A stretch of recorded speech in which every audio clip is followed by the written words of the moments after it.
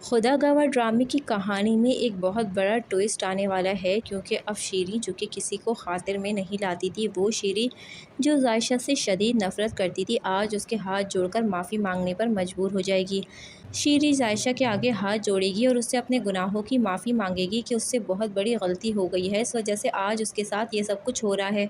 जायशा जो कि अपनी तायम्मी को यूँ हाथ जोड़ा देखकर काफ़ी ज़्यादा हैरान भी हो जाएगी, लेकिन वो यही कहेगी कि तायम्मी, मैंने जो कुछ भी हुआ है उसे भुला दिया है, आप भी इस बात को भूल जाएं। जायशा जिसका दिल बहुत बड़ा होता है, वो तायम्मी को माफ़ कर देगी। शीरी जो कि गुनाह पे गुनाह किए जा रही थी, लेकिन अब उसे अकल आती है जब अरसलान उस दुनिया में नहीं रहा।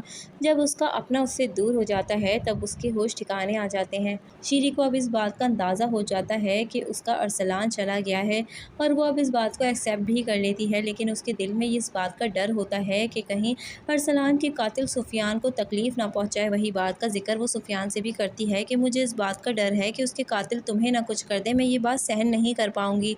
अब शीरी को इस बात का डर है कि वो अपने गुनाह की वजह से एक बेटा तो खो चुकी है, अब वो सुफियान को नहीं खोना चाहती।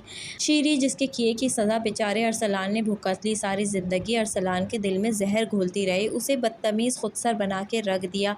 आज उसका ऐसा हशर हुआ कि शीरी खुद भी बर्दाश्त ना कर पाई। अरसलान बेचारा जो कि फ़िज़ा से मोहब्बत करते करते फ़िज़ा को हासिल करने के लिए इस दुनिया से रुखसत हो गया। उसकी मोहब्बत इस कदर सच्ची थी कि वो फ़िज़ा को हासिल करने के लिए कुछ भी कर सकता था।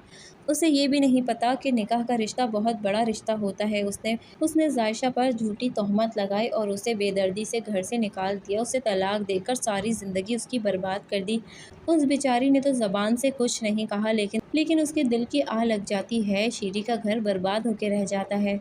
दूसरी तरफ जोहा जो कि सुफियान से बहुत ज़्यादा मोहब्बत करती थी और उसे हासिल करने के लिए एड़ी चोटी का जोर लगाती थी, आज वही सुफियान उसके लिए बेमोल हो चुका है, क्योंकि वो अपनी माँ से यही बात कहती है कि मैं सुफियान को उसकी औकात याद दिला दूंगी। असल में उसकी माँ उसे यही कहती है कि जोहा, तुम तो सुफियान से मोहब्बत करती थी, उसके लिए कुछ भी कर सकती थी, तो आज तुम ये बात कह रही हो कि वो तुम्हारे लिए कोई मायने नहीं रखता। जोहा उसे यही बात कहती है कि वो ये समझता है कि वो जो चाहे करेगा, उसने जो कुछ भी मेरे साथ किया है उसे उसका हिसाब तो देना ही पड़ेगा। खैर, यहाँ पर जोहा अपने खुदसर और बदतमीज़ी की वजह से सुफियान को हमेशा के लिए खुद से दूर कर रही है, जिसका अंदाज़ा उसे है भी नहीं। होगा कुछ यूँ कि जोहा आए दिन उससे बदतमीज़ी करेगी, उसे नीचा दिखाएगी, आखिर है तो वो आदमी।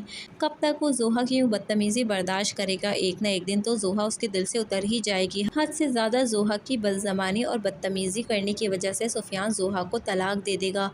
और यहाँ पर मुझे ऐसा लगता है कि एंड में जायशा को सुफियान से मिलते हुए दिखा दिया जाएगा। हामिद ठीक हो जाएगा और शीरी अपने गुनाहों की सज़ा सारी ज़िंदगी भुगतते रहेगी अरसलान की मौत की सूरत में।